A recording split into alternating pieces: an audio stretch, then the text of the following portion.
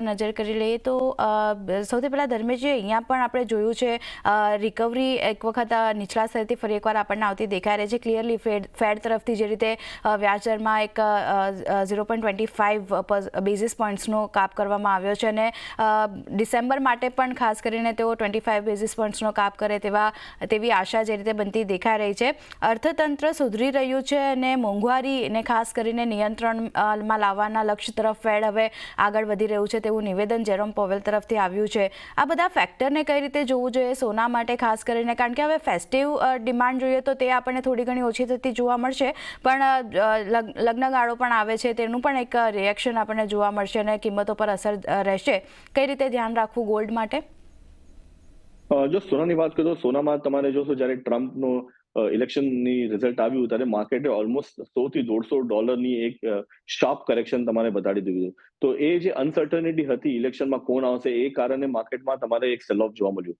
હમણાં જે માર્કેટમાં એક પુલબેક રેલી છે અને પ્લસ જે ઇન્ટરેસ્ટ રેટની કાપ છે એ કાપ તો પબ્લિકને ખબર જ હતી કે થવાની છે અને એ કારણે માર્કેટમાં તમે જોશો કે એક સારી એવી રેલી ફરીથી આવી ચૂકી છે. ફંડામેન્ટલી ટેકનિકલી હું હજી પણ બહુ બુલિશ છું, સ્પેશિયલી બુલિયન માટે. બેઝ મેટલમાં પણ માર્કેટમાં સારી એવી તેજી મને લાગે છે. તો ઓવરઓલ એઝ અ બાસ્કેટ હું બહુ બુલિશ છું. ઇવન ધો ડોલર સ્ટ્રોંગ થાય છે બટ ડોલર સ્ટ્રોંગનેસમાં કમોડિટીઝ નીચે આવી જોઈએ. બટ આમાં ગોલ્ડ તમે જોશો કે ઇવન માર્કેટ વન સાઇડ ઉપર જાય છે. તો હમણાં અગર ઇન્ટરેસ્ટ રેટ ઘટશે તો ગોલ્ડને ડેફિનેટલી તમે જોશો કે એક ફંડામેન્ટલ સપોર્ટ મળશે ને પ્રાઇસ અહીંયાથી રેલી કરશે. મારા હિસાબથી નેક્સ્ટ યર આનું ટાર્ગેટ 2900 થી 3000 લેવલ હશે. તો હું રેકમેન્ડ કરીશ નિવેશકોને કે તમે અહીંયા લેવાલ કરો. ડોમેસ્ટિક માર્કેટમાં રૂપિયાના વીકનેસ કારણે આ તમે 81-82 લેવલ 1000ના લેવલ તમે જોઈ શકશો નેક્સ્ટ દિવાળી સુધી. તો હું રેકમેન્ડ કરીશ કે બાય ઓન ડિપ્સની સ્ટ્રેટેજી રાખો ને આમાં વધારે વોલેટિલિટી તમે જોઈ શકશો નેક્સ્ટ મંથમાં, નોટ કરંટ મંથમાં નહીં, નેક્સ્ટ યરમાં. કેમ કે હમણાં નવેમ્બર એન્ડ સુધી માર્કેટમાં ડિસેમ્બર એક્સપાયર થઈ જશે ને પછી રજાનો માહોલ આવી જશે. તો જે પણ વોલેટિલિટી આવશે જાન્યુઆરી ફેબ્રુઆરી પછી આવશે. તો સ્લો એન્ડ સ્ટેડીલી ફંડામેન્ટલી હું રેકમેન્ડ કરીશ કે તમે નિવેશ કરો. 80,000ના ટાર્ગેટ માટે તમે અહીંયા પોઝિશનલી તમે અહીંયા નિવેશ કરીને ચાલી શકો છો. ઓકે, 80,000 સુધીના લેવલ્સ માટે આવતા વર્ષમાં સોનામાં ખરીદારી કરીને ચાલવાની સલાહ.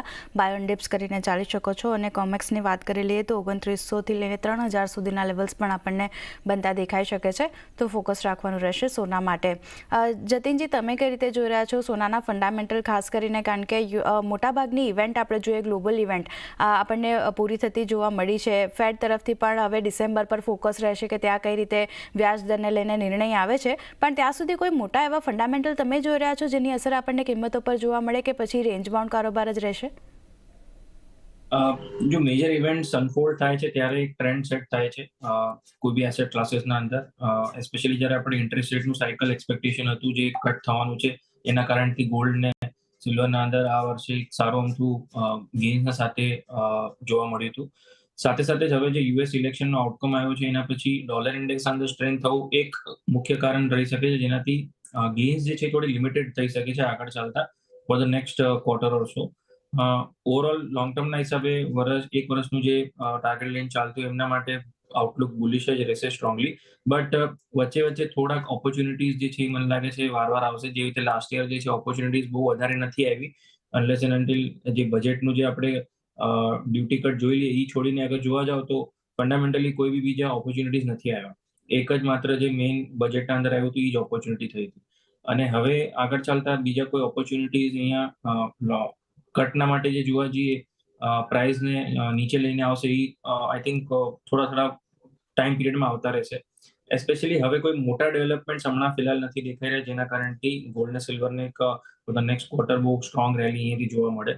ઓવરઓલ જોવા જઈએ તો ઓપોર્ચ્યુનિટીઝ બાય ઓન ડિપ્સની બનેલી રહેશે અને ડિપ્સ તમને મળતું રહેશે જેવી રીતે હમણાં હાલ ફિલહાલ મળ્યું છે યુએસ ઇલેક્શનના કારણથી. ચાઇનીઝ ઇકોનોમીનું સ્ટ્રેન્થન થવું કે અમને કોઈ બી અપડેટ આવું એ બેઝ મેટલના માર્કેટ માટે સ્ટ્રોંગ રહેશે અને એના કારણથી સિલ્વર પર જે છે એ આઉટલુક થોડો પોઝિટિવ થઈ જશે. બટ ગોલ્ડનો આપણે જો વાત કરી લઈએ તો થોડુંક અહીંયાથી ગેઇન્સ જે છે થોડુંક લિમિટેડ રહેશે. 80-81 સુધીના ટાર્ગેટ તમને 6-7 મહિનામાં જોવા મળવો જોઈએ.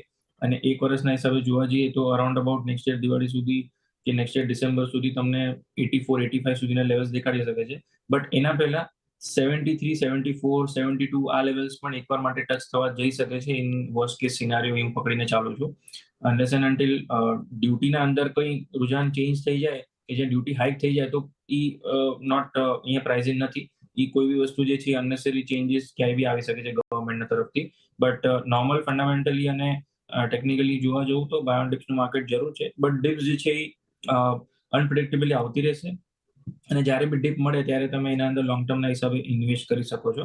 આઉટલુક બુલિશ છે, બટ ઓપોર્ચ્યુનિટીઝ નીચેમાં જે છે મને લાગે છે થોડીક વધીને આવશે, વારવાર આવશે. સો આઉટલુક બુલિશ પકડીને ચાલો.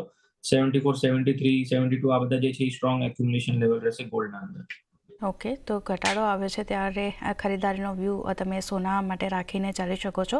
1 વર્ષનો વ્યૂ છે તો બુલિશ ટ્રેન્ડ અહીંયાથી બનતો દેખાઈ રહ્યો છે. ચાંદીની પણ વાત કરી લઈએ. ધર્મેશજી, તમે હંમેશા કહેતા હો છો કે ચાંદી જે છે એ ચંચલ કમોડિટી છે, બેઝ મેટલ્સનો પણ સપોર્ટ લેતી હોય છે, બુલિયનનો પણ સપોર્ટ લેતી હોય છે. આપણે જોયું છે સ્થાનિક બજારની વાત કરેલી MCX 1 લાખ સુધીના લેવલ્સ પણ અહીંયા બનતા જોવા મળ્યા છે. ઉપલા સ્તરેથી દબાણ પણ આવ્યું છે, પણ 1 મહિનાની વાત કરી લઈએ 3% અપસાઇડ આપણને કિંમતોમાં જોવા મળતી દેખાય છે અને 1 વર્ષમાં લગભગ 28% પોઝિટિવિટી આપણને બનતી દેખાઈ રહી છે અને સોના કરતાં વધારે ચાંદીમાં એક અપસાઇડ સારી એવી જોવા મળી છે. અહીંયા કઈ રીતે વ્યૂ રાખી રહ્યા છો સિલ્વર માટે? જો સિલ્વર અગેન ફંડામેન્ટલી ટેકનિકલી એ ગોલ્ડ ને બેઝ મેટલને બંનેને ફોલો કરે છે. વોલેટિલિટી સૌથી વધારે ચાંદીમાં હોય છે. આપણે એને પુઅર મેન્સ ગોલ્ડ પણ કહી શકીએ. અગર તમે વોલેટિલિટીમાં જોશો કે comparatively gold life time high પર ટ્રેડ થાય છે, બટ ચાંદીની જે લાઈફ ટાઈમ હાઈ છે એ આંતરરાષ્ટ્રીય માર્કેટમાં $50 છે અને ડોમેસ્ટિક માર્કેટમાં હજી પણ $35 ઉપર ગયું નથી. તો એની ક્ષમતા હજી પણ છે. ગોલ્ડ સિલ્વર રેશિયો પણ એટલી વાઇડ થઈ ગઈ છે પ્રાઇસમાં. ને હમણાં તમે જોશો કે માર્કેટમાં એક સેલ ઓફ આવ્યું છે અને $3 વોલેટિલિટીમાં પ્રાઇસમાં એક સારો એવો દબાણ જોયો અને ઓલમોસ્ટ 7-8 હજાર રૂપિયાનો ફોલ તમે જોઈ શક્યો લાસ્ટ 7-8 દિવસની અંદર જ. તો હમણાં અહીંયાથી મને લાગે છે ફરીથી માર્કેટ પિકઅપ થશે. હું બહુ બુલિશ છું overall as a base metal કાઉન્ટરમાં. તો ચાંદી પણ એને ફોલો કરશે અને અગર ગોલ્ડ ફોર્મ થયું તો ચાંદી આ વર્ષે આના ગોલ્ડ કરતા વધારે રેલી આપી શકશે. તો હું બાયની સલાહ આપીશ. મને લાગે છે કે ફરીથી 1 લાખનો જે સ્તર છે એ તમે જોઈ શકશો ચાંદીમાં. ને પોઝિશનલી અગર નેક્સ્ટ યર સુધી હોલ્ડ કરશો ને આ જે યુફોરિયા છે, જે તેજીનો માહોલ કન્ટિન્યુ રહ્યો, ઇન્ટરેસ્ટ રેટ ઘટાડ્યો, તો આ ₹1.25 લાખ સુધીના પણ લેવલ તમે ચાંદીમાં જોઈ શકશો. તો હું બહુ બુલિશ છું ઓવરઓલ એઝ અ બાસ્કેટ. ને હું રેકમેન્ડ કરીશ કે ચાંદી તમારા પોર્ટફોલિયોમાં ડેફિનેટલી 5% હોવી જોઈએ. આમાં એક અલ્ફા આવવાની પણ ચાન્સીસ છે. ઓકે, તો ચાંદી જે છે તે આપણને 1.25 લાખની થતી પણ દેખાઈ શકે છે. 1.25 લાખ સુધી લેવલ્સ આપણને નેક્સ્ટ યર સુધી બનતા દેખાઈ શકે છે અને આ વર્ષની વાત કરીએ તો ફરી એકવાર 1 લાખ સુધીના લેવલ્સ પણ આપણને બનતા દેખાઈ શકે છે. ફોકસ રાખવાનું રહેશે સિલ્વર માટે. ખરીદારીનો વ્યૂ બની રહ્યો છે. જતીનજી, ચાંદી માટે ખાસ કરીને જો ડિમાન્ડ અને સપ્લાયની વાત કરી લઈએ તો સપ્લાય જે છે ખાસ કરીને 2024માં આપણને થોડી ઘણી ઓછી રહેતી દેખાઈ ડિમાન્ડ સામે. કઈ રીતે જોઈ રહ્યા છો? આને લીધે પણ એક પ્રાઇઝમાં અપસાઇડ જે આપણે જોઈ છે તે એક કારણ હોઈ શકે કે પછી ફંડામેન્ટલ અન્ય જોઈ રહ્યા છો તમે? ડિમાન્ડ જે છે ઇનફેક્ટ પિકઅપ થતી દેખાઈ રહી છે અને આઈ થિંક ડિમાન્ડ સાયકલના કારણથી આ સાયકલ જે છે એ ચાંદીનો આગળ વધતો દેખાશે. સપ્લાય સાઇડનું લગાટ જે છે ડ્રીવન ડાઉનસાઇડ રેલી જે છે એ ઓપોર્ચ્યુનિટી ભલે રહેશે વચ્ચે વચ્ચે જ્યારે બી આંકડા આવશે, but I think demand cycle જે પિકઅપ થઈ રહ્યું છે, ગ્લોબલી ડિમાન્ડ વધી રહ્યું છે. ગોલ્ડનું એક સ્ટ્રોંગ ગેઇન્સના પછી હોલ્ડ કરવું અને બેઝ મેટલ માર્કેટનું સ્ટ્રેન્થન થવું, જો ચાઇનીઝ ઇકોનોમીના તરફથી રિવાઇવલ આવે છે તો સિલ્વર માટે ડબલ બૂસ્ટર પેકેજ બનશે આગળ ચાલતા. અને યસ, આઉટ પરફોર્મન્સ જે છે ચાંદીના અંદર પાછું તમને દેખાશે. જેવી રીતે આ વર્ષે 2024માં દેખાયું એવી રીતે 2025માં પણ હું આઉટલુક જોઈ રહ્યો છું કે આઉટ પરફોર્મન્સ ચાંદીના તરફથી રહેશે. ઇનફેક્ટ ગોલ્ડના સામે આ વખતે જેવી રીતે 8 થી 10% આઉટ પરફોર્મન્સ હતું, ગોઈંગ અહેડ મે બી ઇવન 15% પણ આઉટ પરફોર્મન્સ રહી શકે છે. અને 85,000 થી લઈને 82,000 એક મેક્સ આઉટ ડાઉનસાઇડ લેવલ રહેશે ચાંદીના માટે. અહીંયાથી તમે 85,000 એક બહુ સ્ટ્રોંગલી લુક્રેટિવ લેવલ પકડીને ચાલો કે જો 85,000ના લેવલ્સ અગર મળી જાય છે ઇન કેસ કોઈ બી નેગેટિવિટીના આઉટફ્લોના કારણથી કે કોઈ બી ડેવલપમેન્ટ થાય છે તો ત્યાં આગળ બહુ સ્ટ્રોંગલી રેકમેન્ડેશન આવશે બાઇંગના. અને ત્યાંથી એક ઓપોર્ચ્યુનિટી પણ જે છે બહુ રેરલી જોવા મળશે કે 85,000 આવીને તરત ત્યાંથી ફરી જશે પ્રાઇસીસ. સો બુલિશ આઉટલુકને પકડીને લેવલ સ્પેસિફિકલી અગર હું વાત કરું તો બાયોટેકનું માર્કેટ અહીંયા પણ બનેલું છે હાયર સાઇડ પર. 1 લાખથી 1,04,000નું તમે આઉટલુક પકડીને ચાલો 3 થી 6 મહિનાના વચ્ચે. અને 1 વર્ષના હિસાબે આઉટલુક પકડીને ચાલો છો તો 1,20,000 થી લઈને 1,15,000 સુધીનું મોડેસ્ટ ટાર્ગેટ પકડીને ચાલો છો. I think 120-125 is very much achievable. જો જે હિસાબથી નેક્સ્ટ 3 મહિનાના અંદર ગ્રોથ અગર રહે છે અને $30 અને $28 આ એક મેજર સપોર્ટ ઝોન છે. શોર્ટ ટર્મમાં $30 તૂટતું નથી દેખાતું અને 6 મહિના પછી અગર કોઈ બી આઉટલુક નેગેટિવ થઈ જાય છે તો $28 પણ તૂટતું મને નથી દેખાતું. સો આ બે લેવલ જે છે એ બહુ ઇમ્પોર્ટન્ટ રહેશે અને આગળ ચાલતા આઉટલુક પોઝિટિવ રહેશે. જી આરતી. ઓકે, તો સિલ્વર માટે પણ બાય ઓન ડિપ્સ કરીને ચાલવાની સલાહ બનતી દેખાઈ રહી છે. 85,000ના લેવલ્સ મળે છે, તો ત્યાંથી તમે ખરીદારી કરો. 1,20,000 સુધીના લેવલ્સ પણ ચાંદી બતાવી શકે છે. ફોકસ રાખવાનું રહેશે સિલ્વર માટે પણ. એ સાથે